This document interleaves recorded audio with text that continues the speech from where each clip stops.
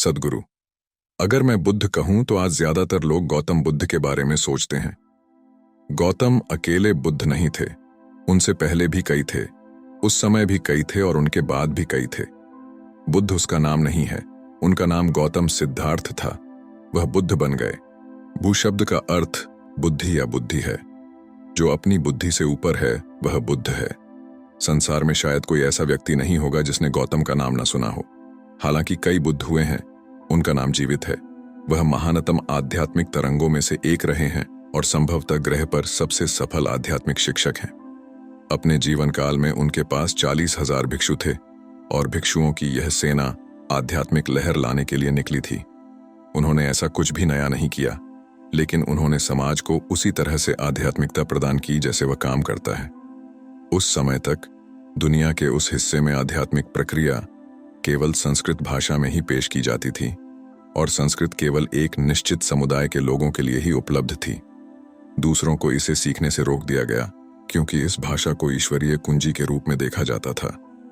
गौतम ने पहली बार पाली में बात की, जो उस समय की आम भाषा थी। गौतम एक छोटी सी रियासत के राजकुमार थे। जब उनका जन्म हुआ तो किसी योगी ने भविष्यवाणी की कि वह या तो एक महान सम्राट बनेंगे या एक महान अर्षि। जब उन्होंने यह भविष्यवाणी की तो गौतम के पिता थोड़े उत्साहित हो गए। वह नहीं चाहते थे कि वह एक महान ऋषि बने, वह चाहता था कि वह एक महान सम्राट बने। उसने सोचा कि किसी कष्ट या दुख के संपर्क में आने से वह एक आर्षि बन सकता है, इसलिए उसने उसे पूरी खुशी में रखा। सबसे अच्छा भोजन, कपड़े और सुख। जब वह 19 वर्ष के थे तो उनके पिता ने उनकी शादी एक बहुत ही सुंदर युवा महिला से कर दी। उन्हें एक महल में रखा जो बाकी समाज से एकांत था, जहां वे आनंद से रहते थे और उन्हें कभी किसी प्रकार का कष्ट नहीं हुआ।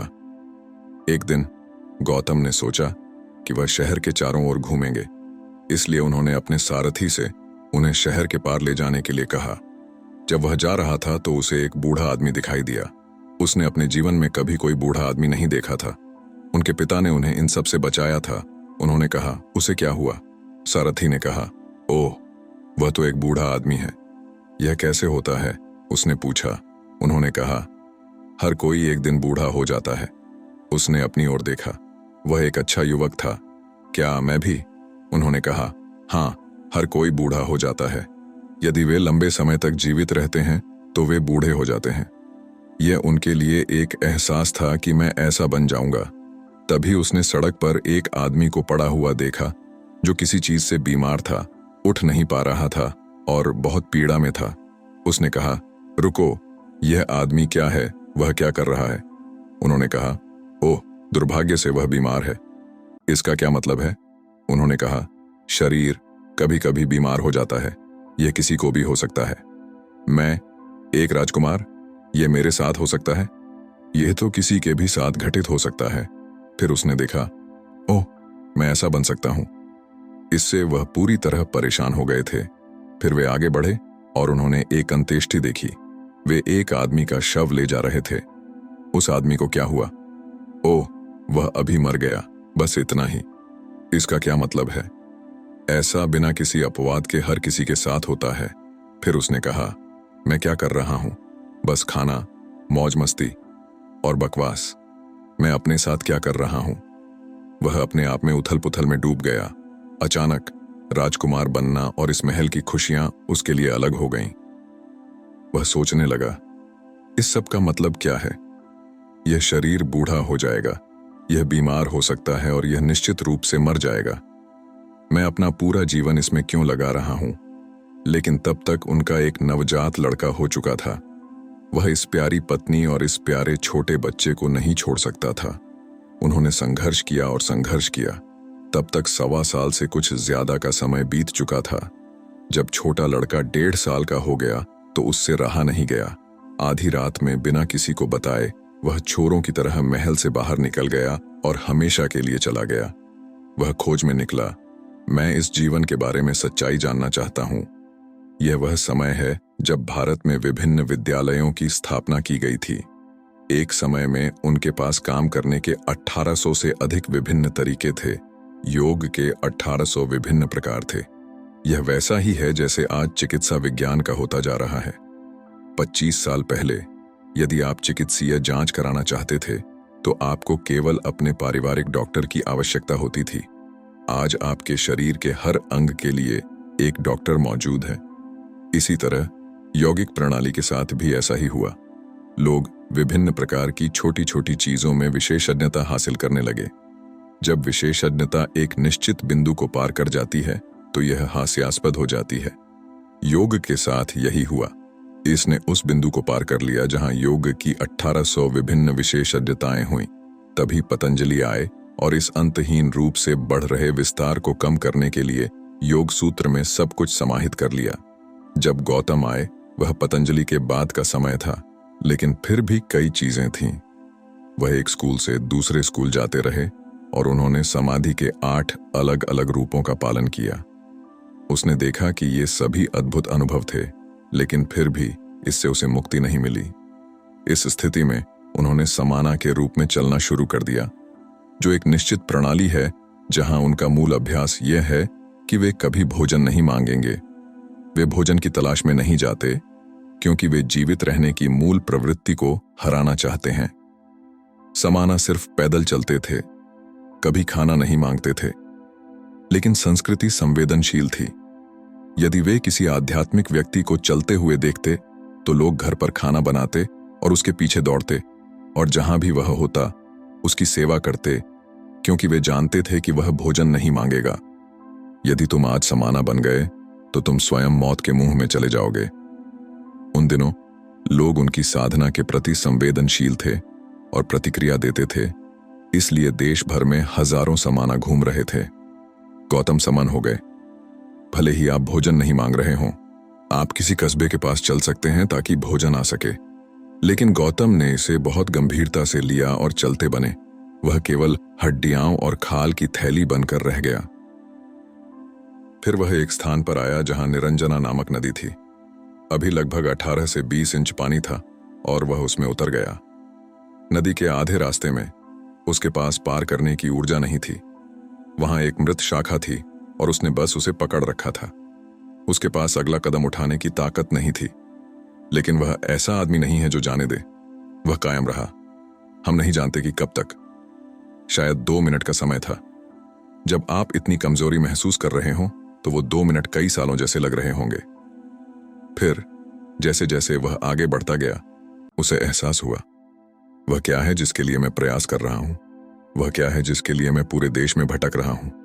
स्कूल दर स्कूल जाना, यह सीखना, वह सीखना, वह क्या है जो मैं हूं, ढूंढ रहे हो। तब उसे एहसास हुआ वास्तव में कुछ भी नहीं है। यह जीवन चालू है। मुझे बस उन बाधाओं को दूर करना है जो मुझे इसका अनुभव करने की अनुमति नहीं दे रहे हैं। जब उसे एहसास हुआ कि सब कुछ उसके भीतर है और खोजने के लिए कहीं नहीं है, तो उसके पास अचानक अगला कदम और अगला कदम उठाने की ऊर्जा आ गई। वह नदी पार करके उस अब बहुत प्रसिद्ध बोधि वृक्ष के नीचे बैठ गए। एक चांदनी रात थी। वह इस दृढ़ संकल्प के साथ वहां बैठ गया, या तो मुझे अब अपने अस्तित्व की अंतिम प्रकृति को देखना होगा, या मैं यहीं बैठूंगा और मर जाऊंगा।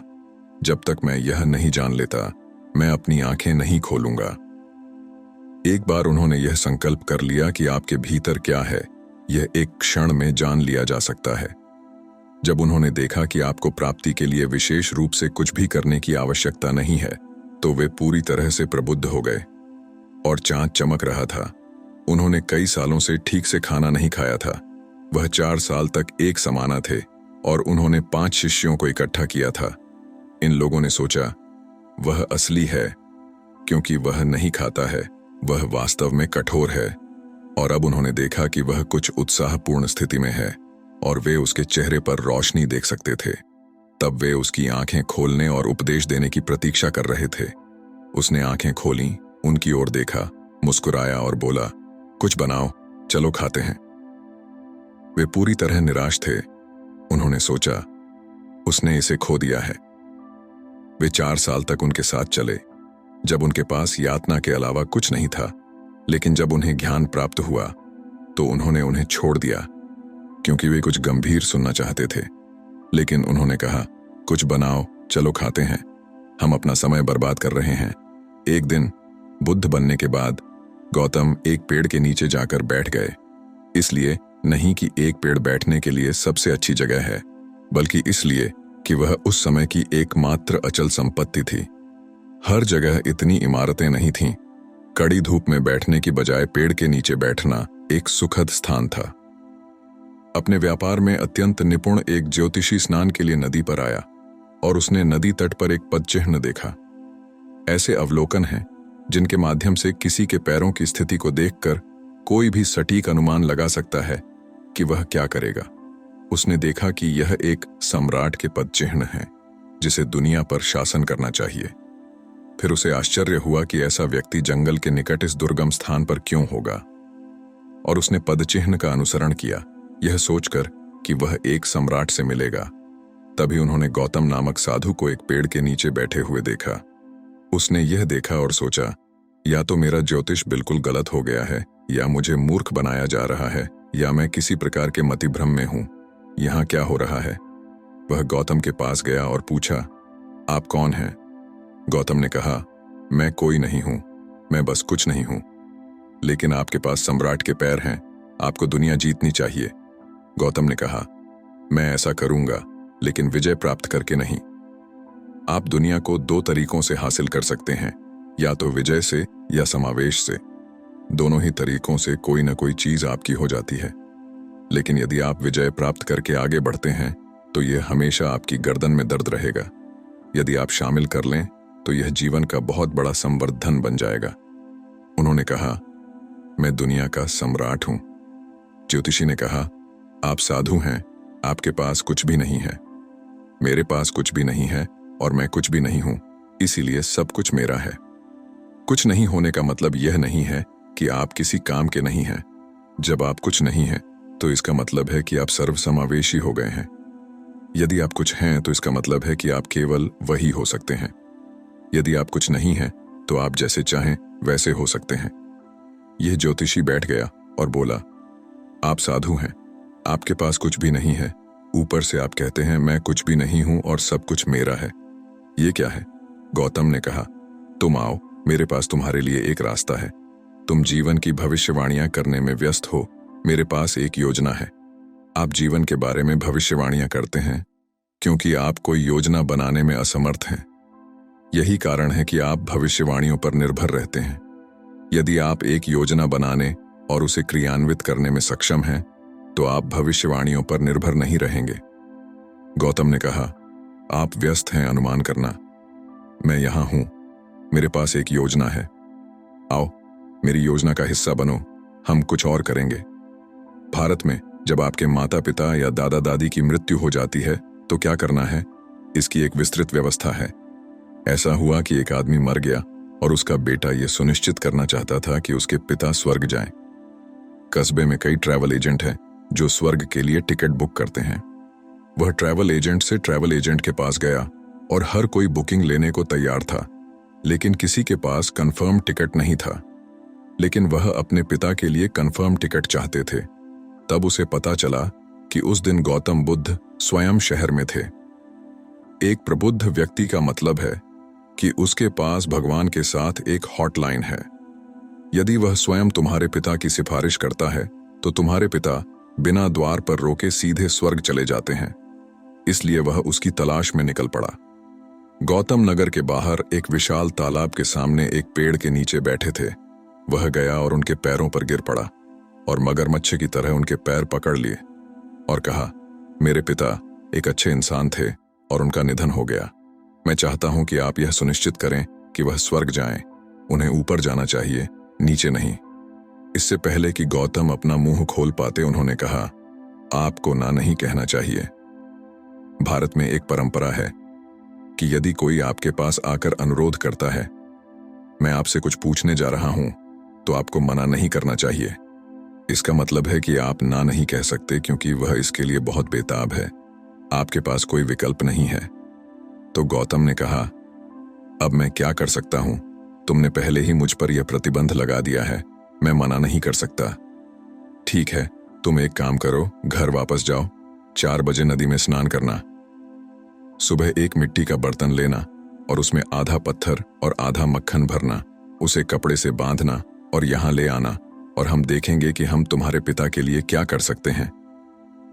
हमारा आदमी गया, यदि आपके पिता स्वर्ग जा रहे हैं तो क्या आप एक छोटा बर्तन ले जा सकते हैं? उसने शहर में उपलब्ध सबसे बड़ा बर्तन खरीदा, उसे आधा पत्थर से आधा मक्खन से भर दिया और उसे बांध दिया। उसने बड़ी कठिनाई से इस भारी बर्तन को उठाया और गौतम के सामने आकर खड़ा हो गया। गौतम ने उसकी ओर देखा और कहा, सरोवर की 3 बार परिक्रमा करके आओ। इसे परिक्रमा कहते हैं। इसके पीछे एक विज्ञान है, लेकिन अब लोग इसे हर चीज के 3 बार चक्कर लगाने की हास्यास्पद हद तक ले जाते हैं। गौतम ने कहा, सरोवर की 3 बार परिक्रमा करके आओ। वह आदमी इस भारी बर्तन को लेकर झील के चारों ओर 3 बार चला। जब वह गौतम के सामने आकर खड़ा हुआ तो वह आधा तैयार हो चुका था। गौतम ने उसकी हालत और उसके दृढ़ संकल्प को देखा। उसने उससे कहा, जब तक पानी तुम्हारी छाती तक ना आ जाए तब तक पानी में चलते रहो। वह अंदर चला गया। तब गौतम ने कहा, धीरे से बर्तन को अंदर आने दो। घड़ा अंदर जाकर डूब गया। गौतम ने एक मोटी छड़ी उठाई, उसकी ओर फेंकी और कहा, लो छड़ी, और अब तुम्हें एक ही झटके में मटका फोड़ना है। घड़ा पानी के नीचे था और वह आदमी थक गया था।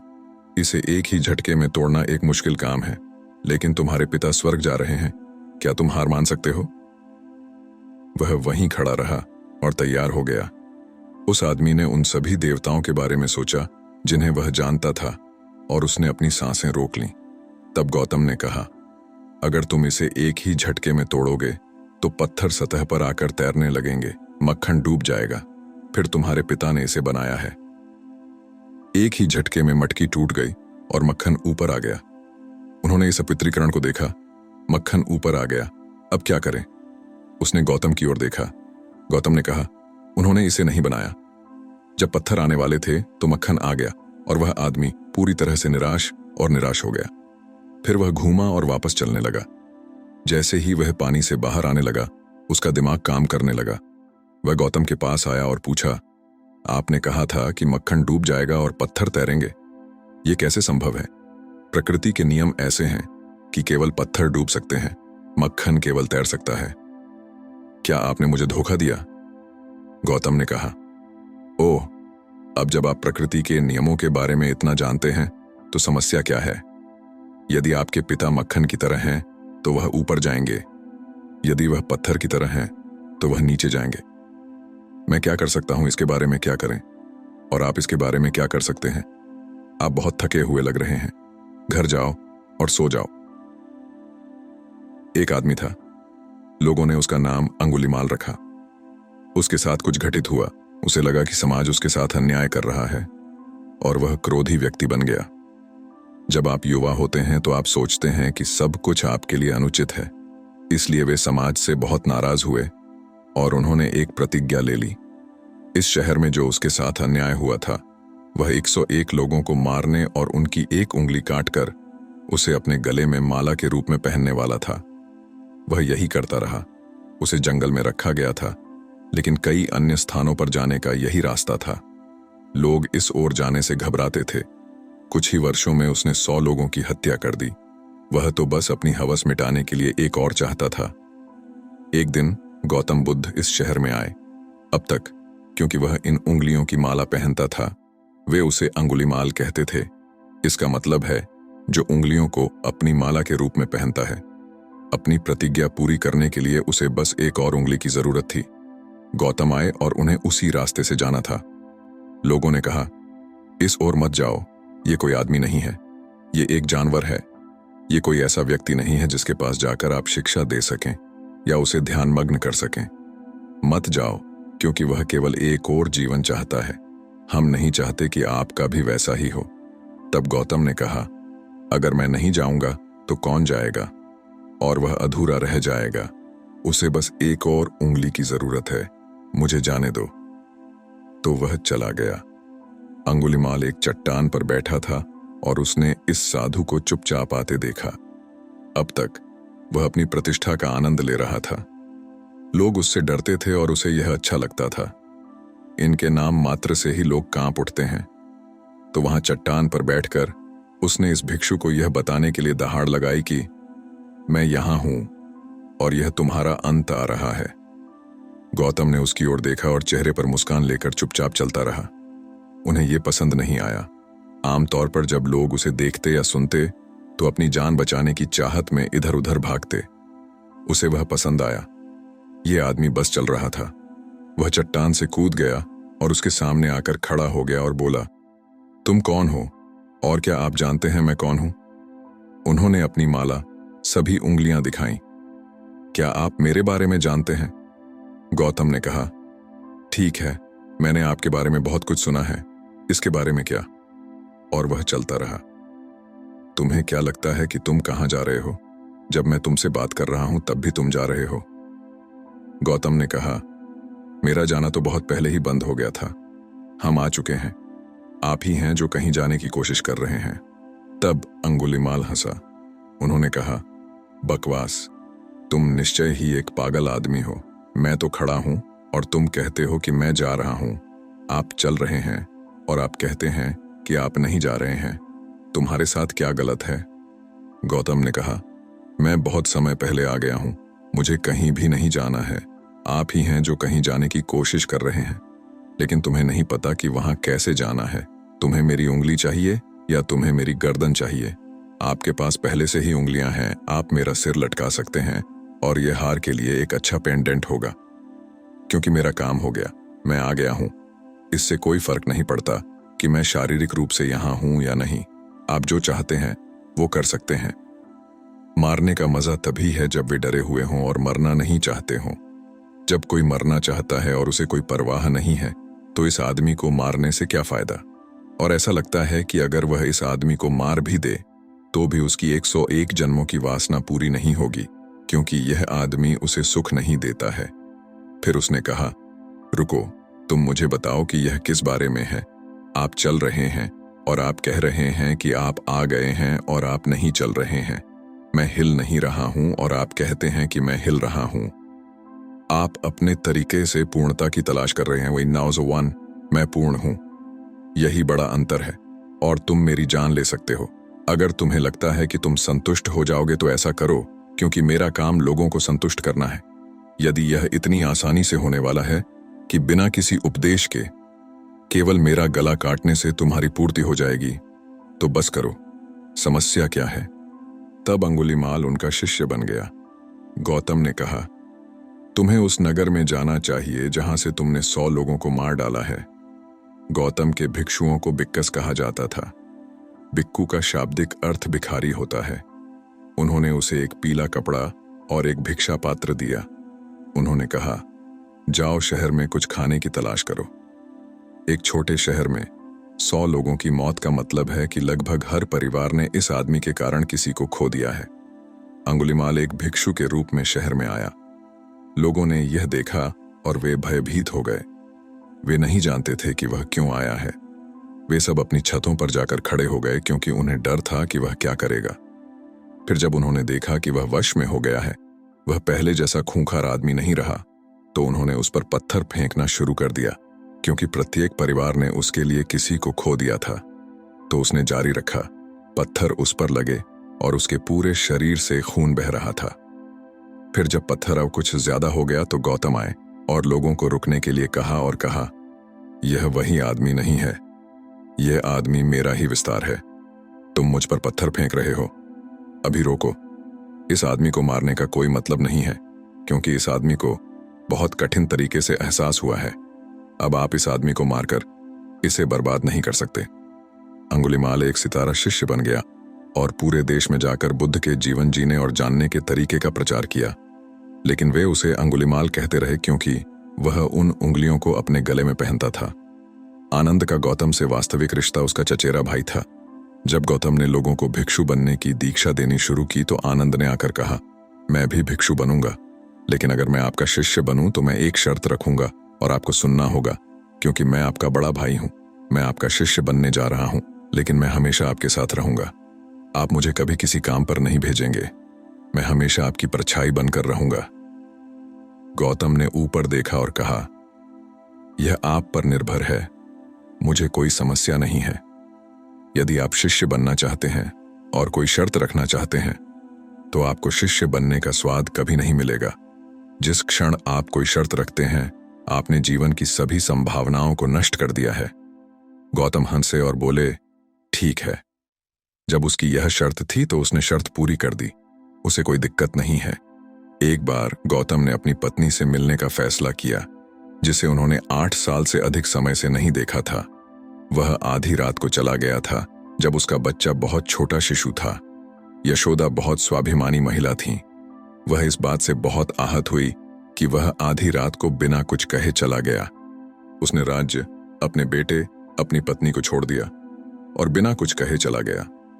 8 साल बाद वह उससे मिलने गया, क्योंकि वह चाहता था कि जो संभावना उसने अनुभव की थी वह उसके लिए संभव हो जाए। गौतम ने आनंद से कहा, अब मैं अपनी पत्नी से मिलने जा रहा हूं। कृपया दूर रहें, आपकी जरूरत नहीं है। वह पहले से ही बहुत आहत और क्रोधित है कि मैं आधी रात को चला गया। अब यदि मैं तुम्हें साथी बनाकर अपनी पत्नी से मिलने जाऊं तो वह इसे ठीक से स्वीकार नहीं करेगी। आप कृपया इसके लिए यहीं रुकें। आनंद ने कहा, अपनी बात रखो। यह बहुत ही असहज स्थिति थी। गौतम अपने वचन तोड़ने वालों में से नहीं है। उसने कहा, ठीक है, और वह आनंद को अपनी पत्नी से मिलवाने के लिए अपने साथ ले गया। वह गुस्से में थी। उसने नखरे दिखाए। वह उस पर चिल्लाई। उसने उसे कायर कहा। वह चुपचाप सुनता रहा। फिर उसने उससे कहा, जिस आदमी ने तुमसे शादी की थी वह अब नहीं रहा। वह आदमी चला गया है, लेकिन मैं यहां हूं। अब मैं बुद्ध हूं। मैं एक आत्मज्ञानी हूं। उस आदमी के लिए जो कुछ भी संभव था वह शायद कुछ और बच्चे थे, लेकिन अब कुछ जबरदस्त संभव है। यह आदमी बिल्कुल अलग है। कृपया मुझे देखें, मैं वही व्यक्ति नहीं हूं। उसने कहा, कुछ नहीं कर रहा, तुम मेरे पति हो। आनंद जैसे रिश्तों पर ये सभी शर्तें हैं। तुम कायर हो और तुमने इस छोटे बेटे को छोड़ दिया। उसे यह भी नहीं पता कि उसके पिता कौन है। तुम भाग गए। उसके पास कहने के लिए बहुत सी बातें थीं। उसने वह सब कुछ कहा जो वह कहना चाहती थी। गौतम ने कहा, यह ठीक है। तब यशोदा ने सामान्य चाल चली। उसने कहा, आप अपने बेटे को क्या देने जा रहे हैं? वह अपने बेटे को लेकर आई और बोली, अपने पिता से पूछो कि वह तुम्हें क्या देंगे। गौतम तैयार होकर आए थे। उन्होंने आनंद को बुलाया और कहा, कृपया मेरा भिक्षा पात्र ले आओ। वह भिक्षा पात्र ले आया। उन्होंने अपने बेटे को बुलाया और कहा, मैं नहीं चाहता कि तुम्हें एक राजा के रूप में कष्ट सहना पड़े, इसलिए मैं तुम्हें परम स्वतंत्रता दे रहा हूं। मेरी विरासत मेरा भीख मांगने का कटोरा है। उन्होंने अपना भिक्षा पात्र अपने 8 साल के बेटे को सौंप दिया और वह सन्यासी बन गए। आनंद ने केवल एक शर्त से उसकी संभावना को नष्ट कर दिया। वह यह सब चूक गया। जब गौतम मृत्युशैया पर थे, केवल प्रबुद्ध शिष्य ही अंदर गए। बाकी सभी लोग बाहर ही रह गए। आनंद ने रोते हुए कहा, मैं उनके बहुत करीब था, लेकिन मैं उनके घेरे से बाहर हो गया हूं। क्यों? मेरे साथ ऐसा क्यों नहीं हुआ? जब लोगों ने यही सवाल गौतम से पूछा तो उन्होंने कहा, एक चम्मच सूप का स्वाद कैसे ले सकता है? यदि आप सूप का स्वाद चखना चाहते हैं तो आपको जीभ के प्रति जागरूकता की आवश्यकता है। जिस क्षण आप जीवन में शर्तें निर्धारित करते हैं, आप निर्जीव हो जाते हैं। आप एक चीज तक सिमट जाते हैं और दूसरी चीज को कम करने की कोशिश करते हैं, लेकिन वो दूसरी चीज आपसे दूर है। आनंद के साथ यही दुर्भाग्यपूर्ण बात थी। गौतम बुद्ध के जीवन में एक बहुत अद्भुत घटना घटी। एक निश्चित सुबह वह अपने शिष्यों की एक मंडली में बैठे थे और एक व्यक्ति आया। वह राम के भक्त थे। वह जीवन भर केवल राम राम राम करते रहे हैं, और वह न केवल मंदिर गए हैं बल्कि उन्होंने खुद कई मंदिर भी बनवाए हैं। वह एक महान भक्त थे। अब उम्र ढल रही थी और थोड़ा संदेह हुआ। मैं अपने पूरे जीवन में केवल राम राम राम करता रहा हूं। यहां ऐसे बहुत से लोग हैं जो ईश्वर में विश्वास नहीं रखते और फिर भी संसार में मौज मस्ती कर रहे हैं। भगवान का नाम लेने में ही मैंने सब कुछ खो दिया है। मान लीजिए कि कोई भगवान नहीं है, जैसा कि दूसरे लोग कह रहे हैं, तो मैं अपनी पूरी जिंदगी चूक जाऊंगा। वह जानता है कि ईश्वर है, लेकिन उसे बस थोड़ा सा संदेह था। वैसे भी यहाँ एक प्रबुद्ध व्यक्ति है, उसे पता होना चाहिए। वह गौतम के पास गया। सुबह सुबह सूरज निकलने से पहले वह छाया में खड़ा हो गया और पूछा, क्या ईश्वर है? गौतम ने उस आदमी की ओर देखा और कहा, नहीं, पहली बार। उन्होंने स्पष्ट रूप से नहीं कहा। वहां मौजूद सभी शिष्यों के लिए यह हर समय एक संघर्ष था कि ईश्वर है या नहीं। यह एक जबरदस्त संघर्ष है जो हजारों वर्षों से चला आ रहा है। जब से मनुष्य इस ग्रह पर अस्तित्व में आया है, तभी से उसके भीतर यह संघर्ष जारी है। विश्वासियों और अविश्वासियों दोनों के लिए संघर्ष जारी है। पहली बार गौतम ने जोर देकर कहा नहीं और राहत की बड़ी सांस ली। अब तुम्हें संघर्ष नहीं करना पड़ेगा। वहां भगवान नहीं है, कोई भी आपकी जासूसी नहीं कर रहा है। आप अपने जीवन के साथ जो चाहें कर सकते हैं। इसका आनंद, बड़ी राहत हुई। शाम को एक और आदमी आया। यह आदमी चार्वाक था। ये पूरी तरह से भौतिकवादी हैं, जो देखते हैं उसके अलावा किसी और चीज पर विश्वास नहीं करते हैं। उस समय देश में पेशेवर चार्वाक हुआ करते थे। वे आपके शहर में आएंगे और चुनौती देंगे, मैं तुम्हें साबित कर दूंगा कि कोई भगवान नहीं है। यदि तुम मुझे साबित कर दो कि भगवान है तो मैं तुम्हें इतना पैसा दूंगा, लेकिन अगर मैं तुम्हें साबित कर दूं कि कोई भगवान नहीं है तो तुम्हें मुझे इतना पैसा देना होगा। यही उनका पेशा है। वह एक विशेषज्ञ चार्वाक था। हो सकता है कि आप 50 वर्षों से ईश्वर में विश्वास कर रहे हो, लेकिन यदि आप उनसे 15 मिनट भी बात करेंगे तो वह आपको साबित कर देंगे कि कोई ईश्वर नहीं है। उन्होंने साबित कर दिया है कि हजारों लोगों के लिए कोई भगवान नहीं है। उनकी उम्र ढलती जा रही थी और एक लघु शंका आई। मान लीजिए कि ईश्वर है। इतने लंबे समय तक भगवान नहीं साबित करने के बाद जब मैं वहां जाऊंगा तो क्या वह मुझे अकेला छोड़ देगा? पहले से ही ये विश्वासी कहते हैं कि ईश्वर बहुत प्रतिशोधी है। क्या वह मुझे अकेला छोड़ देगा? थोड़ा सा डर आ गया। वह जानता था कि निश्चय ही कोई ईश्वर नहीं है, लेकिन बस थोड़ा सा संदेह हो गया। शाम को सूरज डूबने के बाद वह गौतम के पास आया और छाया में खड़े होकर उसने वही प्रश्न पूछा, क्या ईश्वर है? गौतम ने उस आदमी की ओर देखा और कहा, हां। शिष्यों में फिर उथल पुथल मच गई। सुबह वे बड़े प्रसन्न हुए कि ईश्वर नहीं है। सांझ वह कहता है, ईश्वर है। गौतम क्या खेल रहा है? आखिर खेल क्या है? क्या वह सिर्फ भ्रम पैदा करने की कोशिश कर रहे हैं? अब सारा खेल सारे विश्वास को हटाने का है ताकि आप वास्तव में खोज करें। विश्वास से तो तुमने खोज ही नष्ट कर दी। एक विशेष दिन गौतम आए और मंच पर बैठे। सैकड़ों शिष्य उनके बोलने का इंतजार कर रहे थे। इस समूह में एक व्यक्ति था जिसे महाकश्यप के नाम से जाना जाता था। वहां मौजूद बाकी समुदाय ने फैसला कर लिया था कि वह पागल है, क्योंकि वह कभी नहीं आता और गौतम बुद्ध की बातें नहीं सुनता। वह कभी ध्यान नहीं करता या कुछ भी नहीं करता। वह बस एक पेड़ के नीचे मूर्ख की तरह बैठा रहता है। वह कोई चतुर आध्यात्मिक व्यक्ति नहीं है, वह बस वहीं बैठा रहता है। सबने उसे मूर्ख ही समझकर छोड़ दिया था, जिसे आप कुछ भी नहीं सिखा सकते। इसी दिन गौतम आए और बैठे। उसके हाथ में एक फूल था। वह तो फूल को देखता ही रह गया। लोग उसके बोलने का इंतजार कर रहे थे, लेकिन वह फूल में इतना खोया हुआ था कि उसने एक शब्द भी नहीं कहा। मिनट घंटों में बदल गए, लेकिन वह बस फूल को देख रहा था। उन्होंने कभी बोलने की जहमत नहीं उठाई।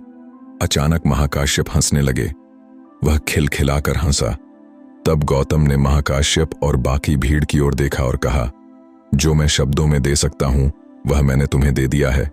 जो मैं शब्दों में नहीं दे सकता वह मैंने महाकाश्यप को दे दिया है। वह जैन की शुरुआत थी। इसका कोई विज्ञान, शिक्षण, शास्त्र, विधि या अभ्यास नहीं है। आप बस बैठें और प्रतीक्षा करें। जब ऐसा होता है तो यह आपके साथ भी होता है। जैन एक पागलपन भरा तरीका है, लेकिन बहुत अद्भुत तरीका है, क्योंकि इसमें कहीं भी कोई बंधन नहीं है। लेकिन अगर जैन को घटित होना है तो एक महाकाश्यप होना चाहिए। कोई ऐसा व्यक्ति होना चाहिए जो धारणा के उस स्तर पर हो, अन्यथा ऐसा नहीं होता। बुद्ध और महाकाश्यप के बीच जो हुआ वह दुनिया में जैन का पहला रिकॉर्ड किया गया क्षण है। ऐसा पहले भी कई बार हो सकता था, लेकिन यह आध्यात्मिक मार्ग नहीं बन पाया। एक निश्चित दिन एक व्यक्ति गौतम बुद्ध से मिलने आया। गौतम एक छोटे से घेरे में अकेले बैठे थे और वह आदमी 2 मुट्ठी फूल लेकर आया, क्योंकि भारत में अपने गुरु को बधाई देने का यह एक सामान्य तरीका है। जैसे ही वह आदमी उसकी ओर आया, गौतम ने उसकी ओर देखा और कहा, इसे गिरा दो। जब उसने यह कहा तो उस व्यक्ति ने सोचा कि चूंकि वह ये फूल प्रसाद के रूप में लाया है, इसलिए गौतम उसे इसे गिराने के लिए कह रहे हैं। फिर उसने सोचा, शायद यह अशुभ है क्योंकि मैं इसे अपने बाएं हाथ में ले जा रहा हूं। यह भी संस्कृति का हिस्सा है कि अगर आप किसी को बाएं हाथ से कुछ देते हैं तो इसे अशुभ माना जाता है। इसलिए उसने अपने बाएं हाथ से फूल गिरा दिए और फिर उचित तरीके से आगे बढ़ गया। गौतम ने एक बार फिर उसकी ओर देखा और कहा, इसे छोड़ दो। अब उसे समझ नहीं आ रहा था कि वह क्या करे।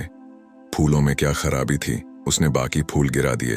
तब गौतम ने कहा, मैंने कहा था कि इसे गिराओ, फूल नहीं। जो फूल लाया तुम्हें उसे छोड़ना होगा, अन्यथा तुम बुद्ध को नहीं जान पाओगे।